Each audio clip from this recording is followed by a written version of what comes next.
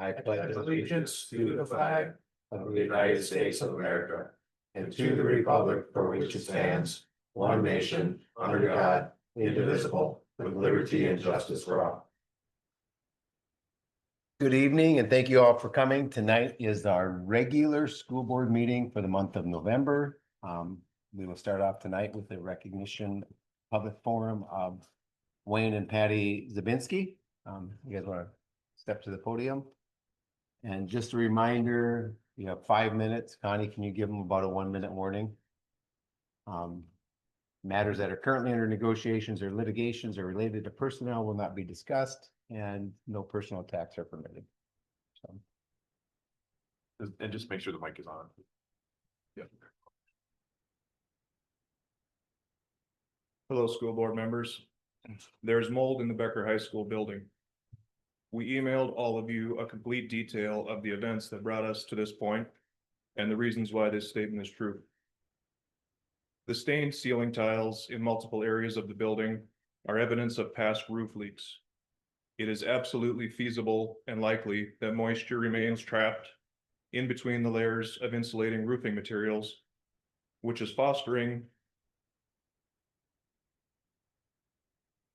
the growth of harmful mold. Those areas are concealed between the concrete structure of the building and the external roof. We have repeatedly requested that the school hire an unbiased, qualified contractor with the tools and the expertise to test for the presence of mold and remove it properly.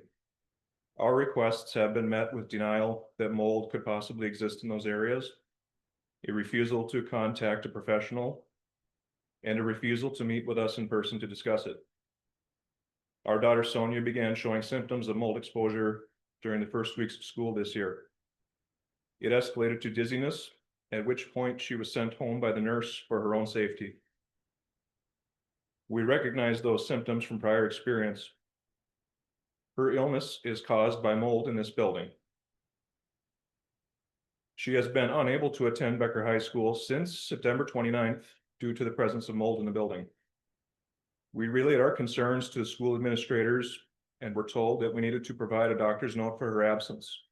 We provided a doctor's note from a qualified and recognized naturopathic doctor, along with formal lab test results confirming that she has a mold infection. In the note, the doctor recommends that Sonia should not return to the building until it is proven safe. We were told that this note was not sufficient. We then provided a doctor's note from a medical doctor, an allergy specialist, along with more lab test results, again confirming her mold infection, and again requesting a proper evaluation of the school building. This was still not sufficient for her absence to continue to be excused. We have prior personal experience with mold. In our case, we contacted mold professionals and resolved the problem swiftly and properly. Every administrator and individual we've spoken to within the school district has told us that they don't have experience with a mold issue like this. Then why not hire a professional who does? That's what you do when you're not an expert on a subject, you contact an expert.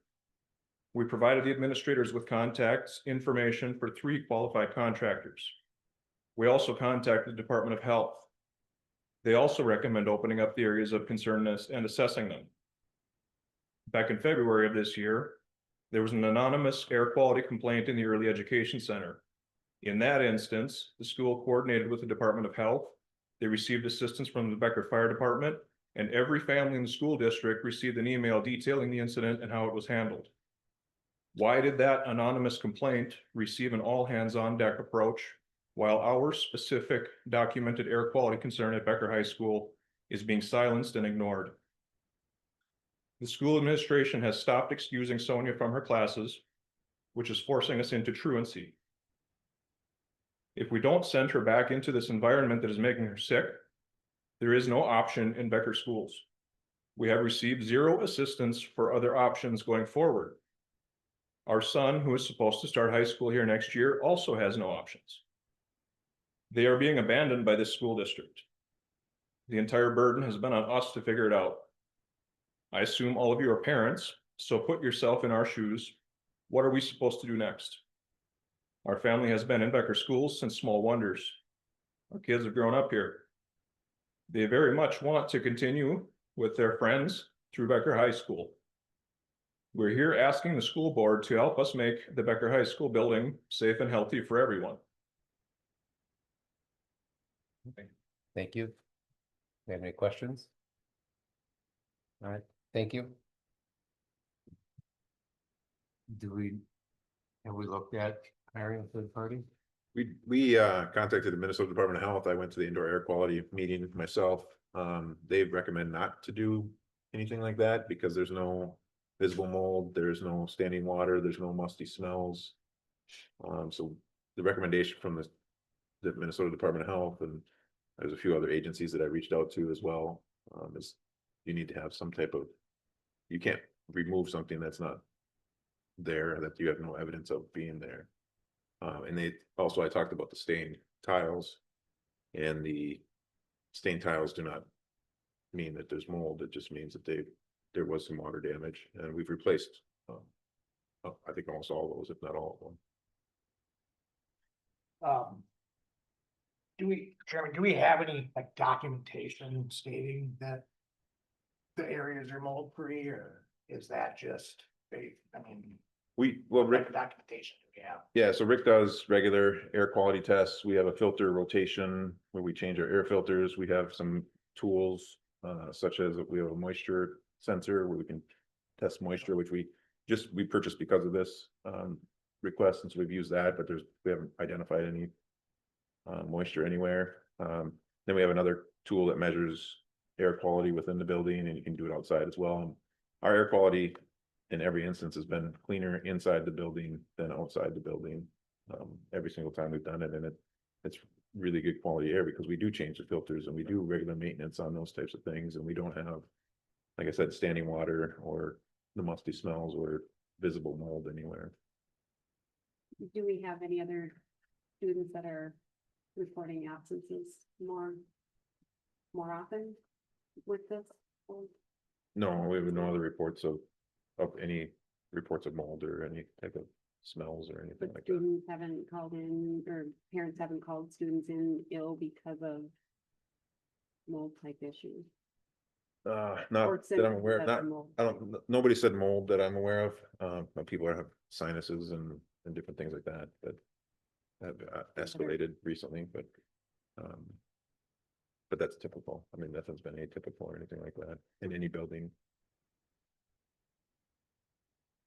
We're following MDH, we're following the asthma, there's AAAI recommendations.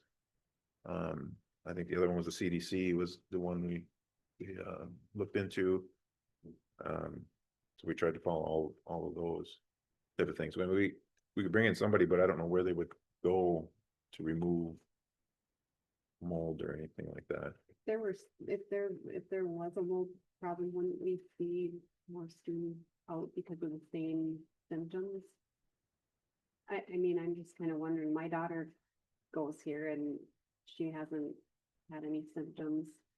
I mean, if there was a problem, wouldn't there be more kids missing school? Yeah, I mean, we haven't had any other. Not just Some types students, of mold. staff in the Yeah. building would also be. Yeah, I guess I would like to know the cost of having somebody come in and do a test. Do we know what wing of the building we're talking about?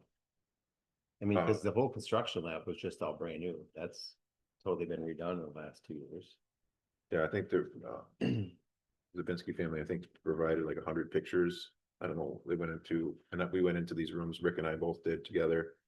I think there was 7 or 8 classrooms we went into to use the moisture test, do the air quality test. I just don't know where, unless you wanted to go through the whole building, that's probably gonna be a few $100,000 to do something like that, to Well, look building for, this size, it would be, yeah. and maybe more. I mean, to do, like, if we had a water spot right next to me here and it's standing water and it smelled musty, like you could have in a basement or something like that. Then they came to get rid of that, then we can do stuff like that. And that's probably a $10,000-15,000 bill if you have an isolated spot like that, but we don't even know where we would begin to look for it, I guess. Well, then the cost would be to go through the whole building and not just I mean, it's one thing if it's isolated to one area, but if we don't have an isolated area. that- But again, that's where MDH says it's not, you don't bring in somebody to mitigate the mold unless you know you have a mold, where the mold is, where the standing water is, where the musty smells are. That's exactly what it says in MDH, CDC, and the 4AI. So the idea to Guidance. locate those potential areas. The source of, yeah, If you find something there, then you move on to the next step. correct, yeah. And to this point, we haven't. At this point, we have, yeah, again, the musty smells, the water. Or mold itself. Any further discussion? Okay, sure. We identified the specific areas that we're concerned about, like, I'll give you one example is the area above the principal's office, there is, you know, a concern there, and the information that we send you details all of that. Put together a comprehensive report that this area, this area, this area, we made a recommendation in the email. Hire a professional and do an air sample test in that spot of, we're suggesting that it's in the layers of styrofoam insulating roofing materials up between the concrete structure and the outer roofing. So if you walk around the rooms with your moisture tester, no, you're not gonna detect moisture. It's concealed up in there. That's what we're suggesting, and we had experience with this from an instance in our own home. Patty was able to detect exactly 2 places in the house where it was. We hired a professional and she was right, exactly there, exactly there. That's what's all detailed in the emails and the documents that we sent you. So this 5-minute discussion isn't enough to explain all that, so that's why we emailed all the information to you. So, well, the principal one would surprise me because that is also all redone. That whole thing was just. We did move tiles and test up there, and the air movement that we have above these drop ceilings like this is pretty high, actually. Like, people don't, I don't know if they all realize how much air movement we get up there. That air circulates really well, and things would dry out if there was any water up there pretty easily. Can't remember what Rick called it, like. But the air moves quite a bit up there. I know some of you have been in tunnels and stuff like that around the school buildings. Like, you have a lot of airflow and you don't feel it when you're standing in a big room like this. But up above and sometimes in those tunnels and things, you can feel that air movement. But yeah, I mean, we went into the office and used it up above the tiles as well. And we just haven't identified anything in there. And we switched out the tiles, so if it was on the tile, that should be gone. So that was staining. And again, MDH actually at the indoor air quality meeting showed a picture of a stain. And I asked specifically, I'm like, is that mold? Does that mean there's mold? And they said, no, staining is much different than mold. Lots of schools, lots of places have stained tiles, but that doesn't necessarily mean mold at all. That's from Dan Tranter from MDH.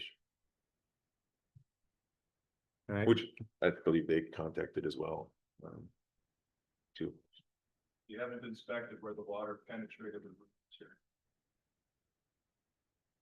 All right, we'll move on to item number 2, reports. We'll start with student report.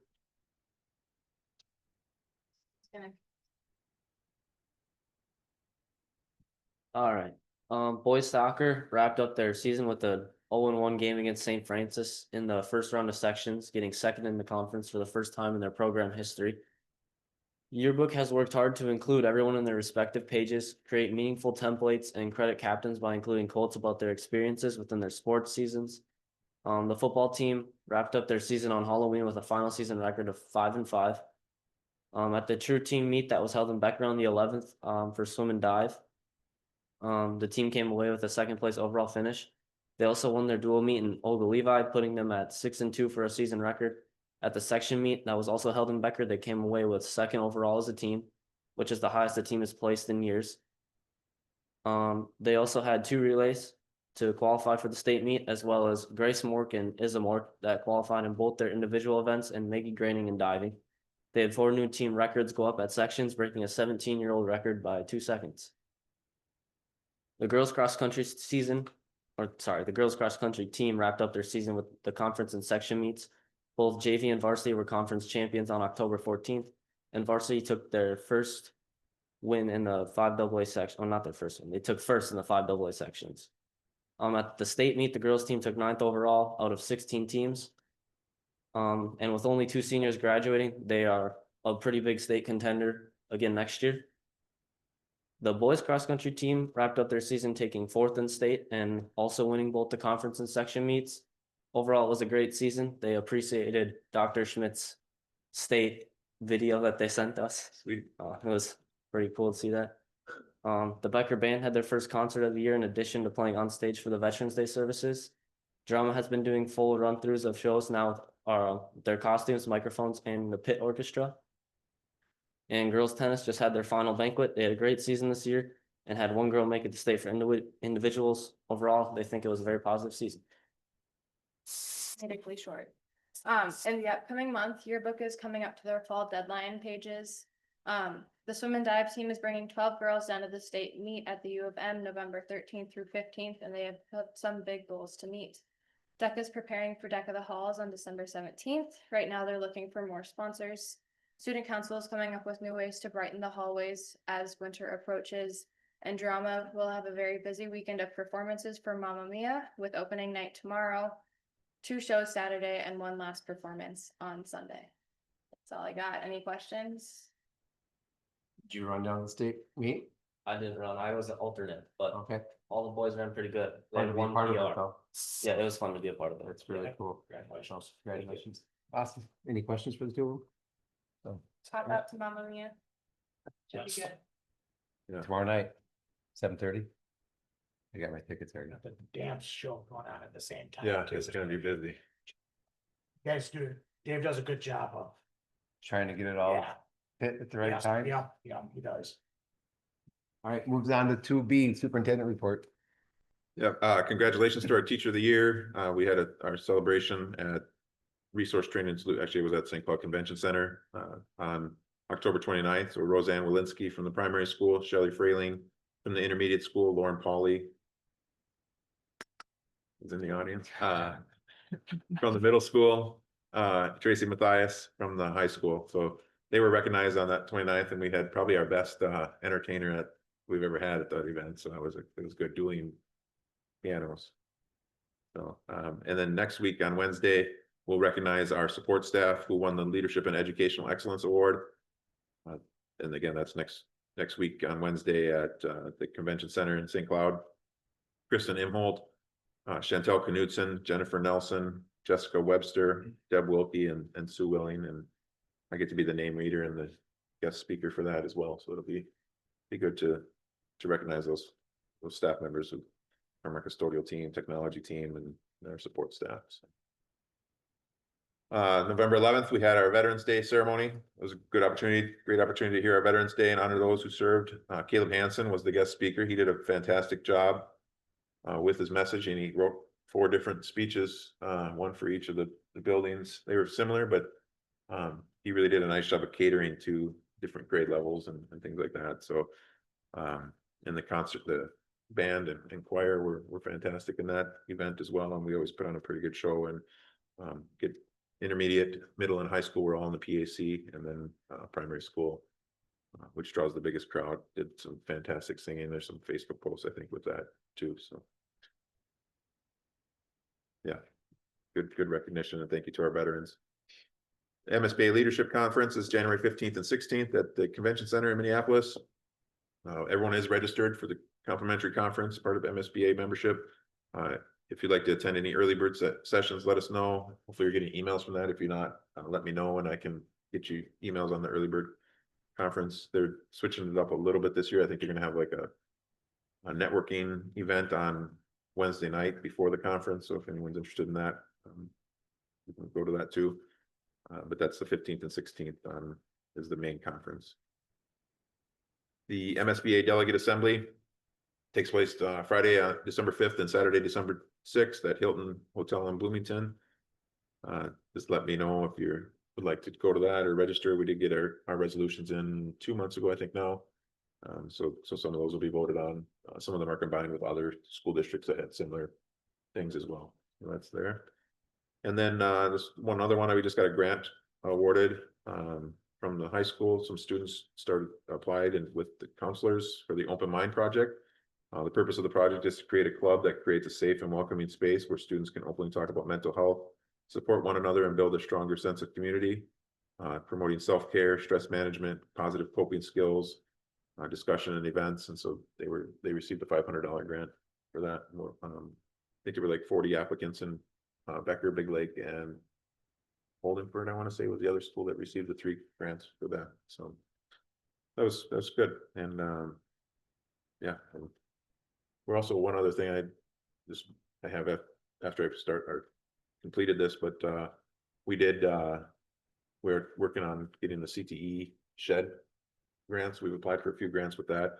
The Lions are going to give us a donation of $20,000 toward that shed and building for CTE students. And then our students will hopefully build that once we get enough funding for that. But the Lions stepped up big time there, and we've applied to some other grants, so hopefully we'll get those, and the Lions one will show up on their donation request probably next month, or I don't know if they dropped it off yet or not, but next month or in the coming months, at least it will. Sweet, nice shed. Concrete and electrics, most of it. That I know. Big cost there. All right, any questions for Dr. Schmidt? All right, thank you, Jeremy. Committee reports, Connie, you have 2 of them, I believe. October 27th. Yep, thank you.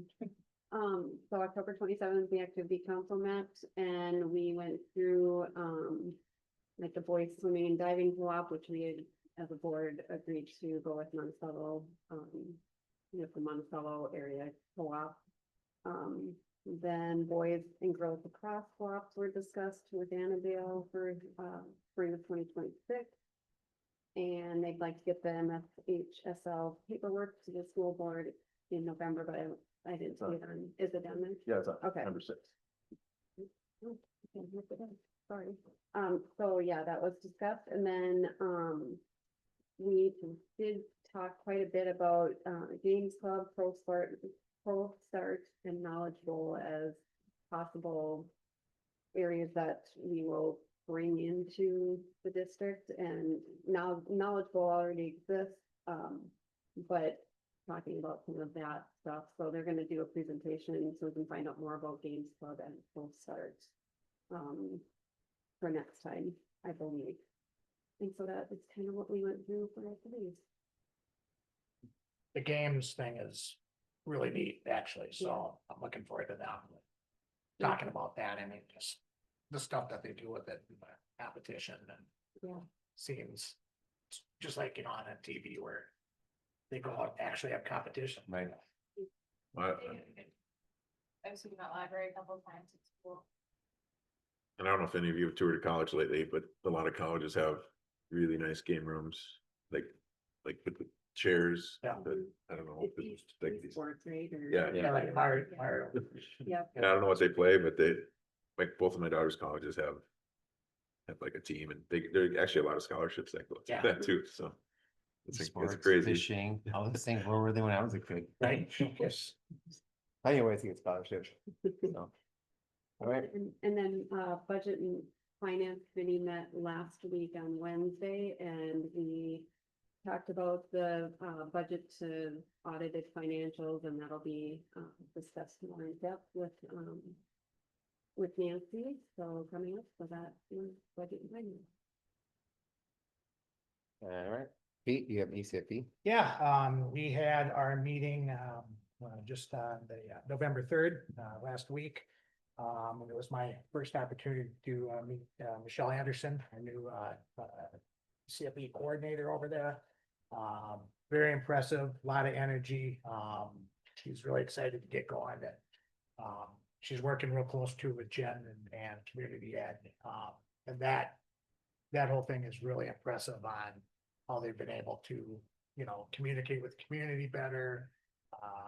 Use our social media and online platforms to improve, just getting the word out and enrollment. So really excited about what's coming from there. got to meet some of the new people. It was the first meeting of the year. So a lot of compassionate people that are involved with that program, parents. A lot of good feedback and talk. Couple updates, program updates. This summer, they new this year, they've got it gearing up for kindergarten. So they have already had 23 kids moving into kindergarten. So they're, kind of getting prepared for that. EFC in the park, this year they had over 70 kids participate in that. And some of their returning classes, they had a Let's Go Camping down on the farm and Ooey Gooey Science. So who wouldn't like to do that, right? And very good as far as attendance goes. They had over 90% capacity at those, so it was really good. Enrollment updates, they're going to continue to work on, online registrations and getting in, making it easier for people to sign up for it, but I did ask them what it was, and they are at least 90% at capacity on most of the programs, the pre-K and small unders. So that's good. A lot of fun family events that they're getting the words out. They did a Dad's Measure It and Build It event in October.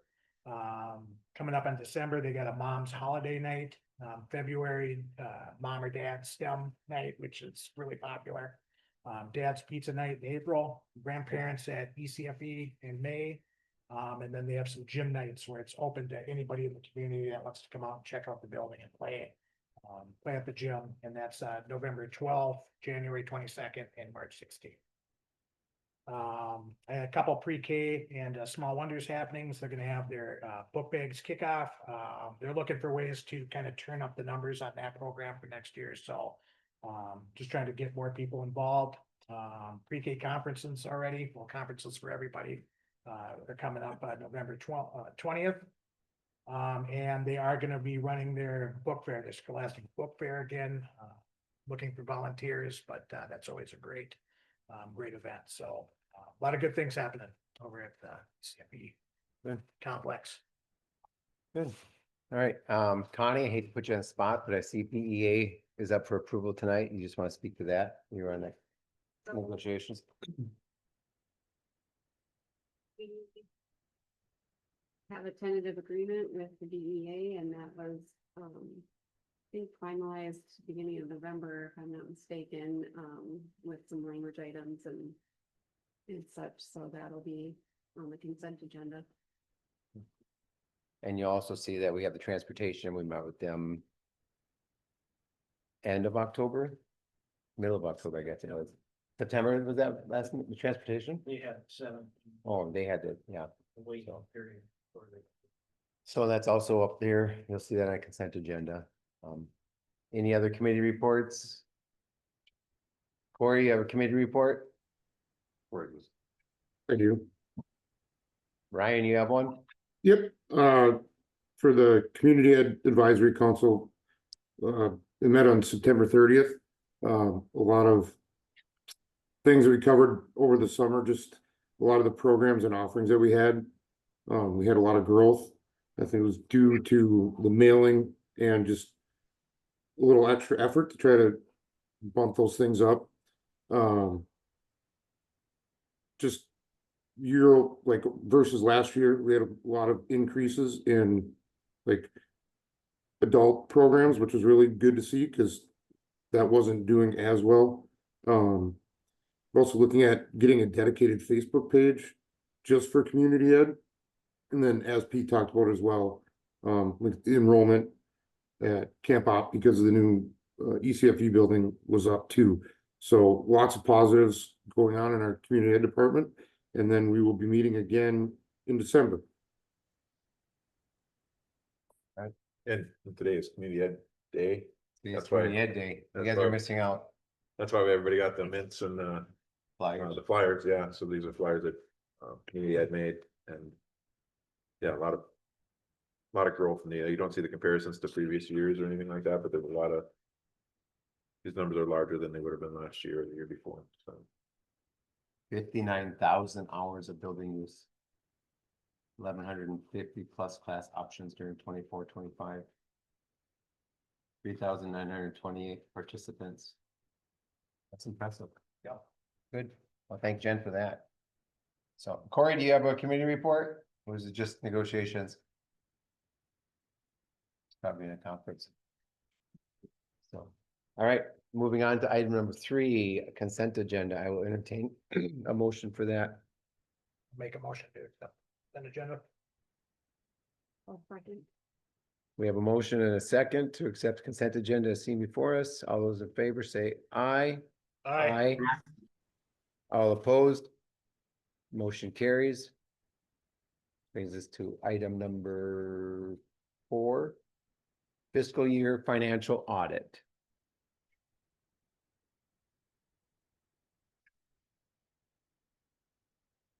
Yeah. Yeah, I'll put it up there.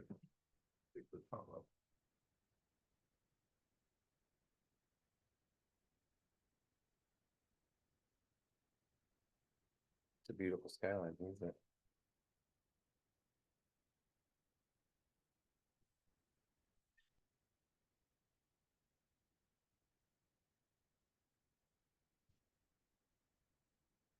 The other version.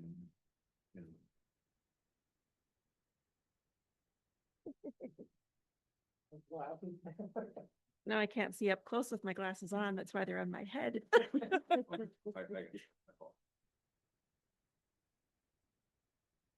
There we go. All right. Well, good evening, everyone. Thank you for giving me some time to go over the results of our audit. And I want to start out this evening talking about the communications that we issue as part of the financial statements and the communication letter. So in the front of the financial statement document, there's a 3-page letter. It's the independent auditor's report. That's our most important communication. Summarizes all the work that we do related to the audit and has that most important second paragraph, the opinion. And what we're issuing is an unmodified opinion, which is an indication that the financial statements are fairly stated in all material respects based on the results of our audit. And then we have several other communications in addition to that in the back of the financial statement document. So if you're looking to read them in their entirety, they're there. But the second one is the report in accordance with government auditing standards. And these standards are required by Minnesota state statute. And they require us as auditors to look closer at internal control and also compliance with laws, regulations, contracts, and grants. And based on our work, we just have one internal control finding, and that is the lack of segregation of accounting duties. So not new, you've all heard that before, simply due to the limited number of people you have in your business office. No compliance findings related to those standards. And then next, we would normally have our single audit report, the report in accordance with uniform guidance, but we don't have a compliance supplement yet. So until that is issued, we're issuing just preliminarily. We're planning on an unmodified opinion on compliance for your child nutrition program and also no internal control findings. So when that compliance supplement does come out, we'll take a look at it, make sure there were no significant changes, do additional test work if we need to, and then issue those reports. I don't really anticipate that prior to the end of 2025 at this point. So on hold.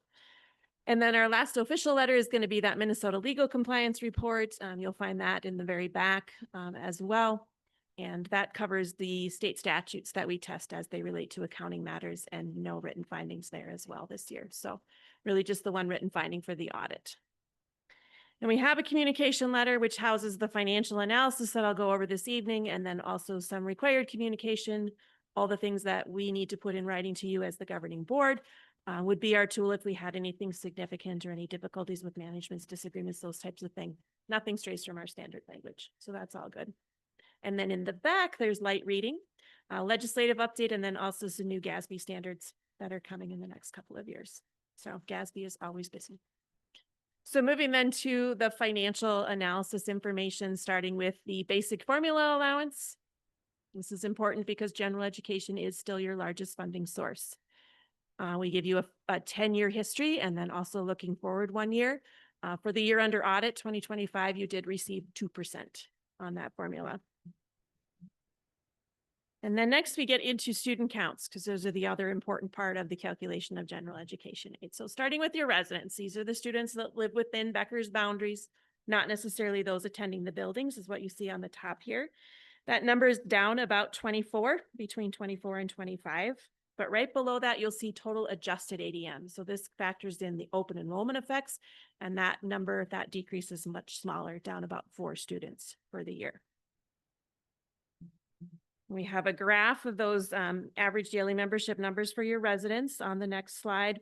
And you can see the relative stability of the 5 years that you're looking at. That graph doesn't change very much. And that's a little bit unusual in this. I mean, we're getting closer to the metro area, so that helps. But in central Minnesota, we've seen a lot of declines.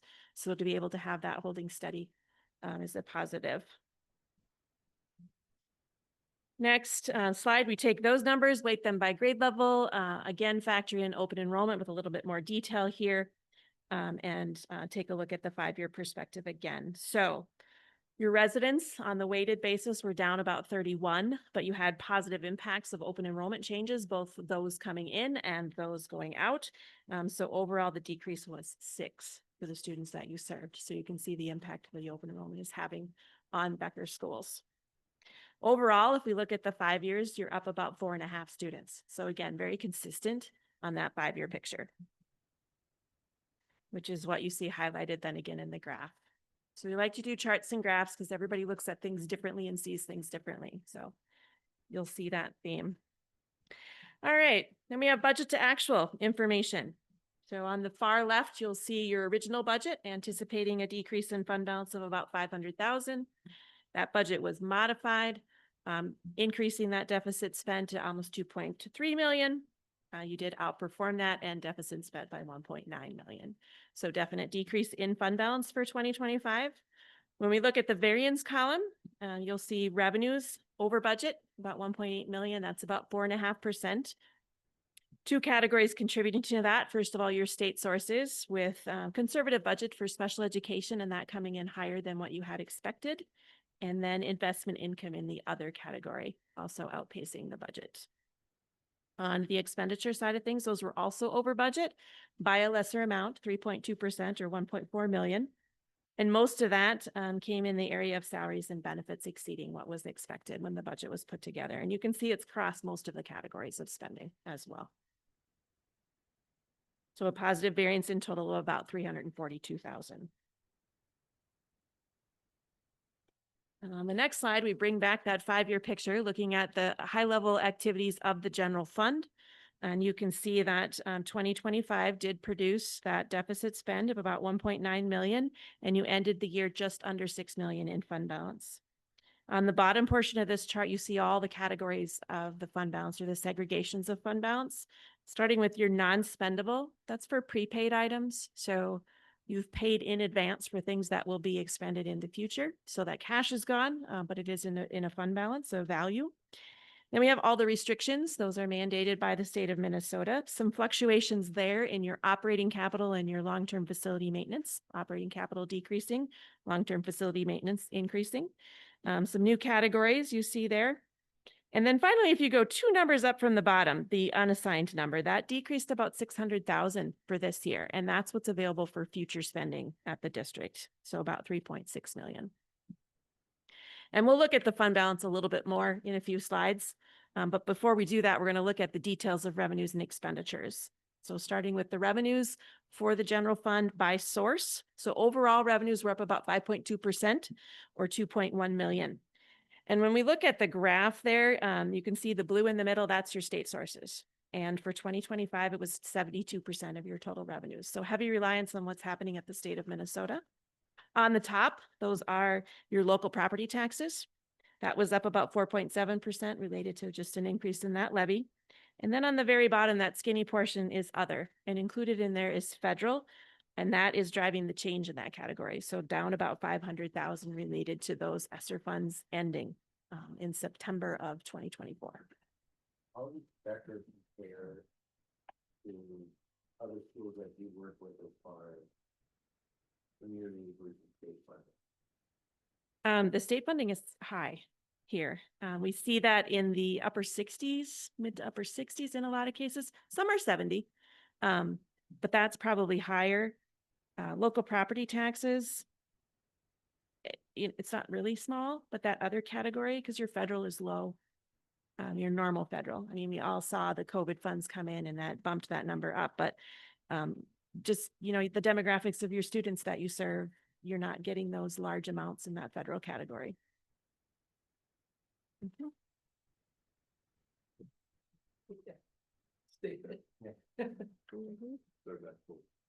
What? I started looking really into that during COVID time, and Oh, sure. I think I just sent something out a couple months ago too about. Yeah, I don't know what your uh, per student is Don't for get started. local property taxes, but the average is like 3,100, I think, and I'm guessing you're not What is- there. I think it's 3,100. From federal? No, local property taxes. Oh. Yeah, federal too is higher, I'm sure, than what you're seeing, because your number is small compared to the total. Yeah, I don't have detailed numbers. I certainly could get you more because we have all that. Some people like all of that in this documentation, some don't, so. All right, anything else on that? Then we'll switch over to expenditures, and we have two pie charts that show you where the spending is happening.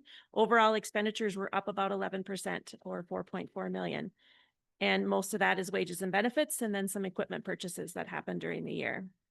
When you look at the pieces of the pie, your direct instructional categories made up 65% in 2024 and up to 67% in 2025. So still spending well over half of your money on direct instruction of your students. The next two graphs take a look at your revenues and expenditures per ADM. And this is really high level, shows you where Becker is at compared to the statewide average. But you can see for 2025, you had an increase. You had an increase in your revenues and overall pretty stable enrollment. And then if you go 2024 and prior, you can see where you're at as far as being compared to state averages for the revenues per student. So definitely below. And when we look at the expenditures, the chart looks almost exactly the same, which is what you would expect. You're going to spend what you receive, and so are all the rest of the districts. So again, an increase for 2025 and below those statewide averages.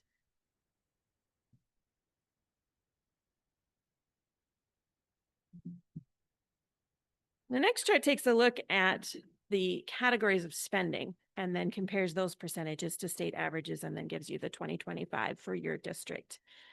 So when we look at this, a couple of things jump out when you look at 2024. Your district is at 46% for regular instruction. The average is just under 42%. The flip side of that, you look at special education, you're lower than that average, lower in pupil support, lower in district and school administration. So all of those other categories allowing for that regular instruction to be higher.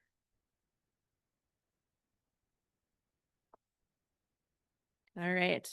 Now we're back to that fund balance information that I promised earlier. So taking a look at the chart here, what you're seeing is unrestricted fund balance as a percentage of unrestricted expenditures. So the state of Minnesota provides this for us, and then it gives us the ability to compare. This is your non-spendable, your assigned, and your unassigned fund balance compared to unrestricted expenditures. So long-term facility maintenance, operating capital, medical assistance, all of those expenditures are factored out in calculating this number.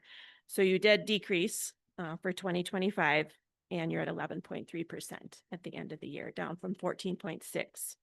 And that overall state average has hovered. Oh, sorry. Yep, I'm still on this one. So that overall state average has hovered right in, in that low 20s for a lot of years.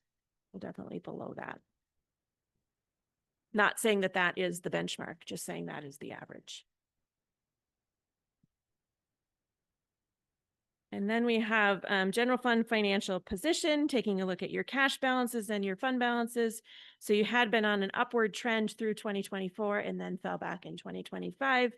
The gap between those, you have more cash and investments because you have taxes that come in May that are not for this year, they're for next year. So we don't recognize the revenue. Salaries payable, that is in the expenditures, so it reduces the fund balance, but the cash is still here until those summer payoffs happen for your teachers and other employees.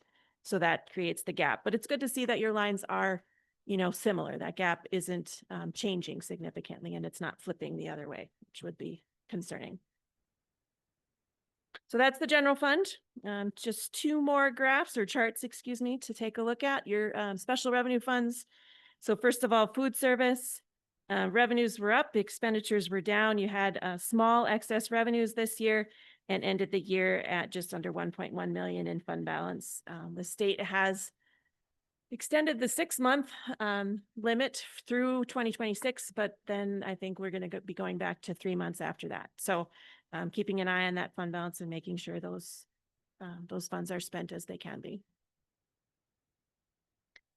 And then finally, community service, which is a good place to end, I think, for tonight. So this fund did see an increase in revenues, also an increase in expenditures, but you had an overall increase in your fund balance of 30,000 based on excess revenues. And then there was a transfer from the general fund to help cover some of those overages in the screening programs. And I don't remember which other program, Kevin, you can probably help me out. Okay, just general education. Oh, sure, right. So you can see that in the fund balances. So this year, your deficit in the community education program decreased substantially, down to a deficit of 1,600. So that looks good. Your early childhood, school readiness, community service, all positive, as they have been for most of the years that we're looking at. So hopefully going forward, that community education will also be able to maintain itself. And that's what I have. So happy to talk about anything further or answer any questions that you have.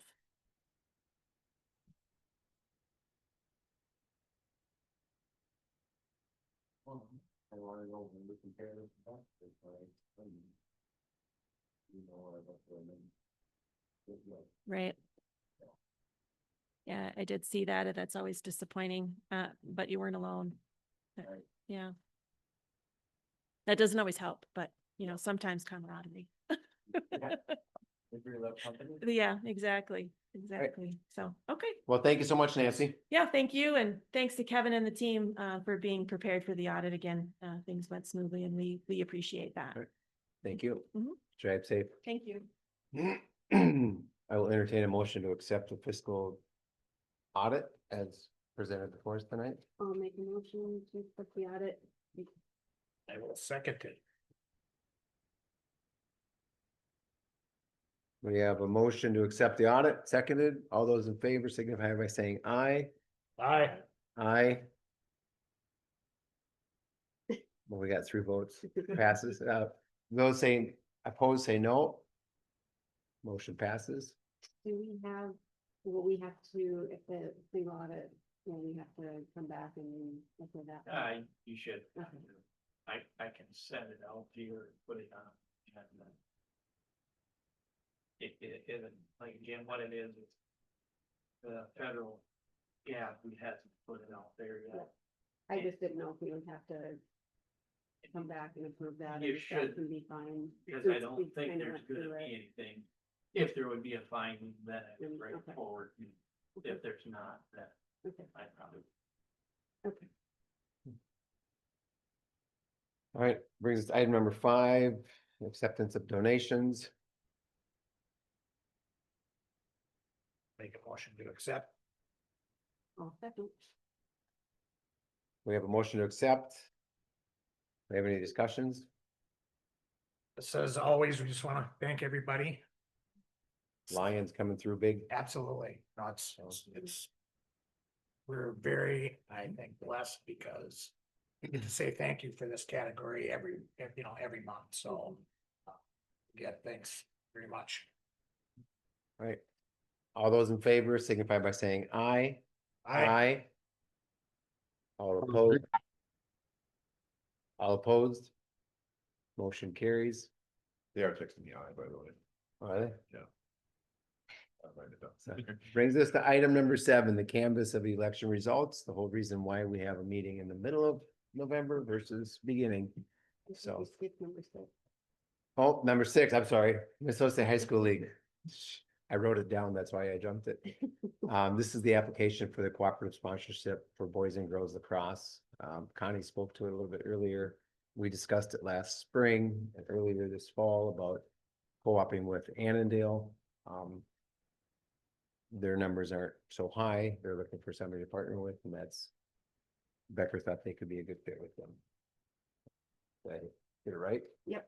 Yeah. And I'll make the motion to approve the application for the co-op sponsorship for boys and girls.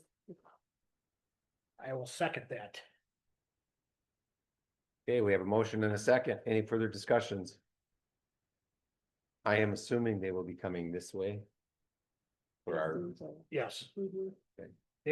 From our understanding, there's been a lot of dialogue back and forth and, how to make it, it's beneficial for all the programs as possible. So I think we're generally excited, especially, talking over this, activities committee. So, Mhm. yeah, my hat's off to everybody behind the scenes with that. It's a lot of time went into it, so it works out. Okay. We have a motion to accept the sponsorship for Boys and Girls Lacrosse, co-op. All those in favor say aye. Aye. Aye. Opposed? Motion carries. Now we're at item number 7. Canvassing the results. The results are there before you. I would like to congratulate Renee Regal. As our next elected board member, she will be joining us at the January meeting. It just works better for her schedule to be able to do that. Yeah, now I just lost my page. And then, of course, you can see the abstract general, ISD 726. 500 yes votes and 840 no votes. So we had to make sure that we had the 7-day lapse for them to be questioned or whatever. So now we can go ahead and canvass that and accept those results. Entertain a motion for that. I'll make a motion that the campus election results. I'll second it. We have a motion and a second. Do we have any discussions? All right, all those in favor signify by saying aye. Aye. Oh, yeah, we're gonna do roll call on this one. I don't know if Corey can chime in, but Pete, Aye. aye. Connie, Aye. Ryan, Aye. Corey. canvas results, aye. Aye. All right, so there's 5 yes. All right, there is a sheet of paper here. Corey and Ryan, you will have to stop in and sign it. 3 of us will sign it here tonight. Angel will have that. Brings us to item number 8, the resolution of authorizing issuance of certificate of the election and directing school district clerk to perform other election related duties. I will make that motion. We have a motion. I will second it. We have a second. Any further discussion? All those in favor signify by saying aye. Aye. All opposed? Motion carries. Brings us to item number 9, adjournment. Thank you guys for coming. Corey and Ryan, have a good night. Thanks, guys. Well, you'll probably see it by the business end, like, it's a very intriguing.